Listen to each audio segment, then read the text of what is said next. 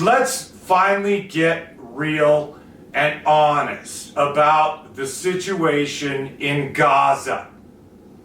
Okay?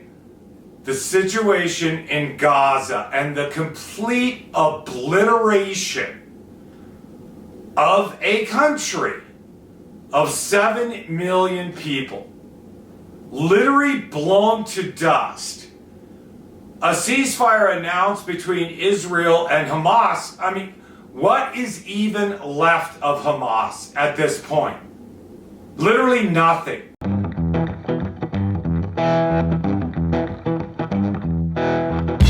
So welcome to another episode of Unbelievable Reality Podcast. I am Roy Arthur. Thanks for your time and attention span. This is going to take about 20 minutes.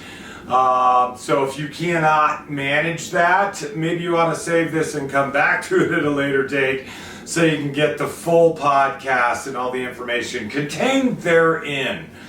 Man, there's so much going on, so much to talk about. Haven't done a podcast in about 2 weeks, literally because I've been just like overwhelmed by the continual barrage of nonsense. Sideshows, distractions, etc. that's just been permeating the airwaves, the digital sphere, etc., etc. I'm going to try to touch on a handful of topics. I will probably digress as usual, but that's just part of the process for me as I try to share information, observations, and don't forget opinions.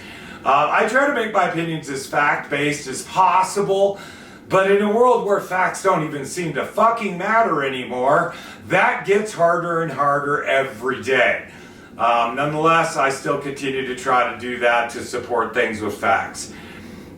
First of all, just right off the bat, let's finally get real and honest about the situation in Gaza. Okay? The situation in Gaza and the complete obliteration of a country of 7 million people, literally blown to dust. A ceasefire announced between Israel and Hamas. I mean, what is even left of Hamas at this point? Literally nothing. Literally nothing. They literally pose no threat to Israel.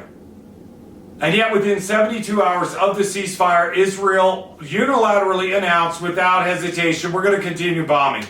And they just started bombing again. They don't have targets anymore now. They don't have specific Hamas targets to bomb. So they're just bombing indiscriminately. They just killed a journalist who was the subject of a film, a documentary film that was just accepted in the documentary division at Cannes. As soon as, this is not coincidence, folks, as soon as the Israelis found out that film had been accepted, they bombed her house, killing her and 10 members of her family. Repeating, bombed her house. She's a journalist. This brings to a total of 263 journalists killed by the Israeli Defense Forces, the IDF. Don't forget the IDF. I'm going to bring this up in a minute. But the IDF, since the start of this retribution against Hamas, which has now spiraled completely out of control into the absolute destruction of the country and the deaths of 56,000 Palestinians, of which 20,000 are children. And they're killing children today. Ask yourself this question, because it's one that's keeping me up every fucking night. Why is the United States so complicit in this? Why are we so deeply in Israel's back pocket? What leverage does Israel have against the United States that has got us to endlessly supply them weapons to destroy a country of defenseless civilians and to murder children? It's murder. There is no other explanation. There's no excuse. It's murder at this point. They are murdering people. And just by saying this on this podcast, and I don't have a lot of subscribers, I'm not a big voice, but I just put a target on my own back. How deep do the tentacles of Israeli politics, money, and control extend into this country? Into our government? Why is our government willing to turn a blind eye, to ignore facts, evidence to this whole situation when the entire European continent has said no? No more weapons, no more support, no more anything to Israel. Israel has now cut off food and water supplies to the civilians. It is obvious that Israel and the Jewish community in Israel have gone fanatical. Period. And their lust for more land, space, resources, etc. only begins with Gaza. They also have their sights set on Lebanon and on Syria and anywhere else in the Middle East that they can carve out their own religious caliphate. There's no difference between what Israel is currently trying to do than what ISIS tried to do in the Middle East 6 years ago. No difference. None. And yet, once again, for reasons unbeknownst to the rest of the world, the U.S. blindly supports. Why is the U.S. actively engaged in a war in Yemen? Why are we bombing Yemen? To protect shipping lanes? Bullshit. From what? Yemeni missiles that we shoot down with impunity? Why are we there defending Israel's interest? Why is it every time we hear a piece of news in regards to Lebanon, Syria, or Yemen, or Palestine, Gaza, for that matter, why does it always start with the Iran-backed Islamic terrorists? It's always Iran, Iran, Iran, Iran. Do you get it now? That the grand scheme here is ultimately what Israel wants, which is the decimation of Iran. Israel is actively trying to get the United States in a land war in the country of Iran. That is what is going on. And why this is going on makes absolutely no sense. There is no benefit to this country at all to be in a war in Yemen, which we actively are at war. You don't shoot missiles into a country without being at war. We are actively in a war. What benefit does that have for us as citizens? What has that got to do with the price of fucking eggs, bread, bird flu, measles outbreaks, etc.? Our crashing economy, our upended stock markets, our auto industry in a death spiral, etc., etc., etc. What good does it do for this country other than to line the pockets of the defense industries What good does it do us as people? None. And how is it that we don't just stand by and allow the destruction of Gaza and the murder of children? We actively participate by sending them the bombs to do it. When is there gonna be enough public outrage to do something about this? See, we're all wrapped up right now in our mega nightmare. And Americans are notorious for being morons and uneducated with no worldly view. Did you know, here's a fact, 80% of Americans have never left the country. Never. And of the 20% that have, guess where they went? Mexico on vacation. 80% have never left the country. So how is it that we can even expect worldviews from these people? We can't, because they're ignorant. Because all they know is their state. For the most part. Additionally, 70% of American citizens live and die within 100 miles of where they were born. Wow. Way to experience other cultures within our own country. We are really, really isolated and ass backwards because we have no worldview, because the alpha and omega of everything to the majority of Americans is the United States of America. Period. They have no idea of what's going on with the rest of the world. That's for another podcast. I find it also extremely ironic that the war wasn't ended in Ukraine on day one, as promised in the campaign speech. I will end the war. No, you won't. And no, you didn't. And now you're backing away from negotiations because you have no leverage. Because we've lost standing in the world and no one trusts us now that we have a lunatic at the helm surrounded by ass-kissing sycophants.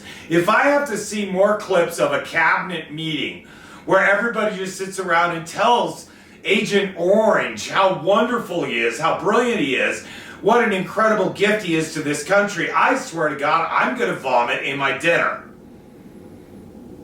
Mr. President, we can't help but tell you how great you are for this country, how you're saving us all from what the fuck. They line up in a row and kiss ass as he doesn't even get out of his chair. Other than stand up, they walk over, kiss his ass, go sit back down. No business is actually attended to in any cabinet meeting whatsoever. None. It's just an all-made-for-TV stunt, because this is an all-made-for-TV administration, or I like to call it wannabe regime. Because they're so inept, they can't even accomplish dictatorship because they're too stupid. This is what happens when you surround yourself with stupid people that think they're really smart. Who do we know that reminds us of stupid people that think they're really smart? Oh my God, what's that guy that owns that electric car company that's crashing and burning before our very eyes? The dude that was going to cut $2 trillion in fraud and waste. The dude that managed to fire 230,000 federal workers without cause, which is about to slap our unemployment rate and further push us into what obviously will be a recession by September. Plan on it, bank on it, save canned goods. Shit's about to get worse. Well, actually, on a daily basis, shit is getting worse. Notes and thoughts to continue with. Back to Ukraine. Have you noticed that we are not hearing anything now in the media about Ukraine? Nothing in the papers, nothing mainstream at all. Not even anything out of Fox, out of the gerbil hunters. Nothing. Not a peep about Ukraine. Ukraine is persona non grata. Gratis. Because why? because it's an embarrassment to this regime, because it's yet another broken promise, and it shows how powerless we actually are in this situation. But in the meantime, the death and slaughter continues unabated. At what point does this hit the Russians? When does it really sink in that they've lost 1 million men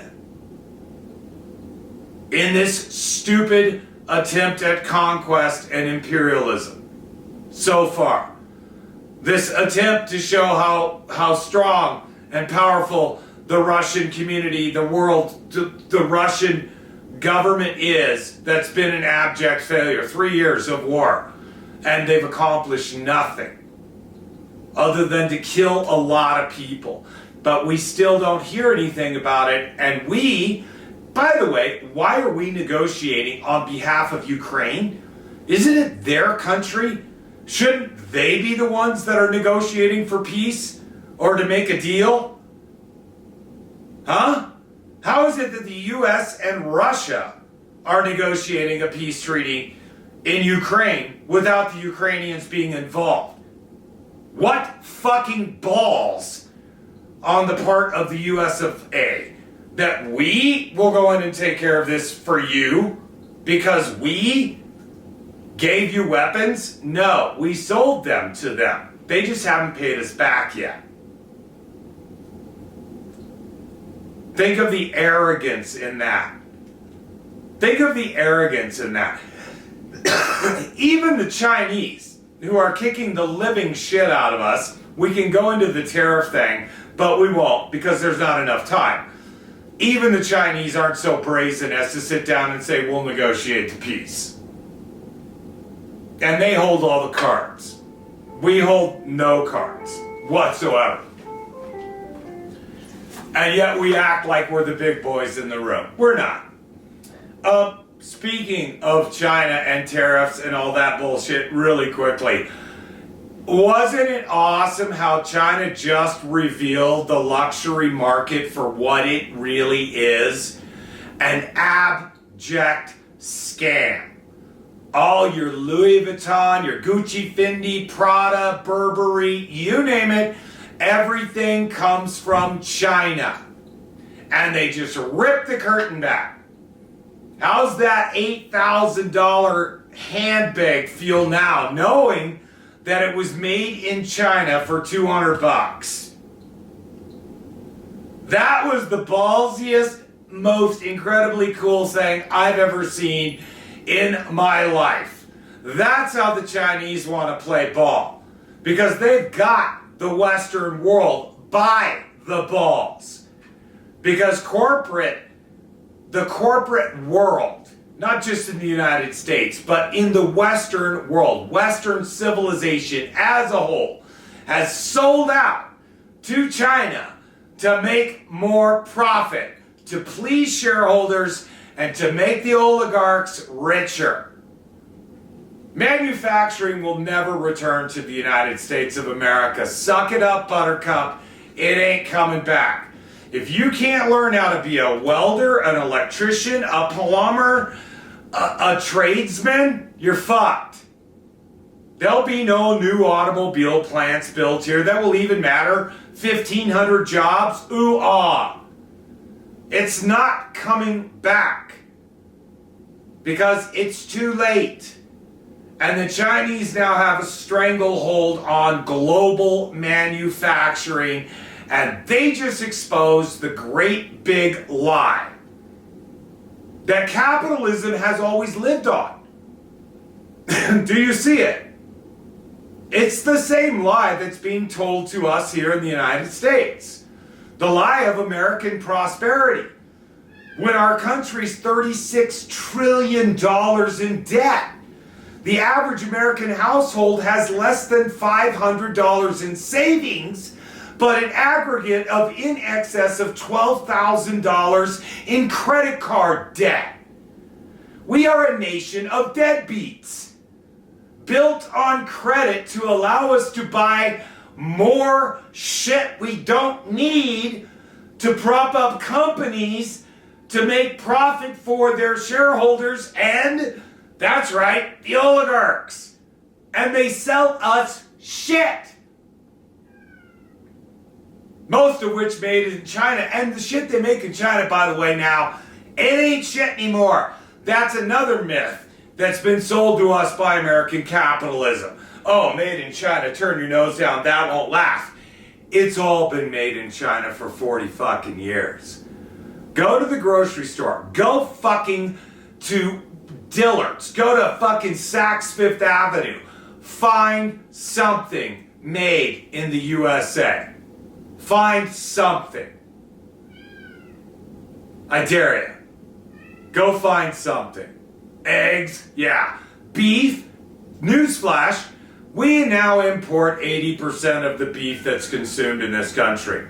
Most of it from Argentina and Brazil. Huh, go figure. But those economies suck, and those are South American countries, and they're nobodies. Everybody lives in mud huts, right? But we can't even feed ourselves. Oh, and by the way, this energy crisis thing, I find this amusing as well. How is it that we can export? We are now the third largest exporter of natural gas in the world, fifth largest exporter of oil, first largest exporter of refined gasoline in the world, the whole damn thing, and yet we're in an energy crisis in the United States? Gas stocks, liquefied natural gas stocks for this upcoming winter are at an all-time low, and consumers in America should expect a 25 to 30% price increase this winter, and yet we're the third largest exporter? Do you see it now, people? Does that not show you everything about how we as Americans are getting fucked? Don't even get me started on the rigged credit score. Do you know the United States is the only country that runs on fictitious credit scores by 4 different credit reporting agencies? We're the only one. The only one. Sit with that. So when your gas prices go up and it costs more to heat your house this winter, God forbid if you're low income, you're fucked. Blame it on the oil and gas companies making profits on exporting our natural resources. Natural resources that they pull out of the ground in this country for profits. Wow. Yeah, that's a lot, isn't it? It is a lot. And there's a lot more. There's a lot more. This tariff war, by the way, we don't win. We can't win because we have nothing to negotiate with. Here's another really interesting statistic for you, okay? American imports from China is 10% of their total exports for a year. 10%. 10%. Our exports to China are 12% of their imports. Do you see how the math doesn't fucking work? We buy more from them than we sell to them. So who has the power in this negotiation?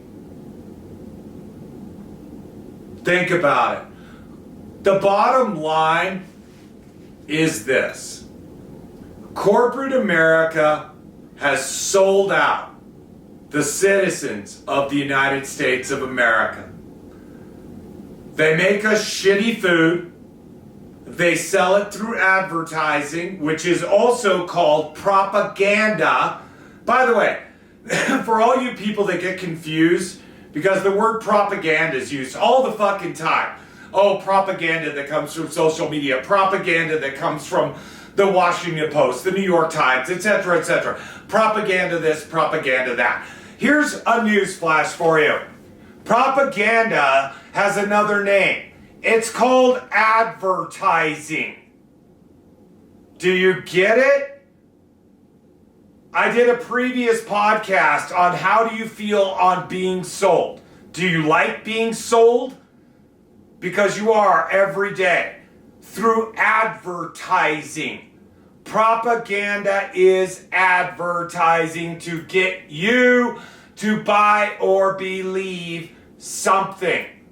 A product, an idea, a mythology, you name it. A dogma, an educational system, a vehicle. Propaganda is advertising. Get it? So the next time you hear propaganda, switch it in your mind. Oh, so Mega's advertising to their followers that vaccines cause autism. That's advertising. It doesn't mean that vaccines do. It's just that's what they're trying to sell you. That's what propaganda is. It's a way to sell you something. Period. And there's entire marketing schemes all around it.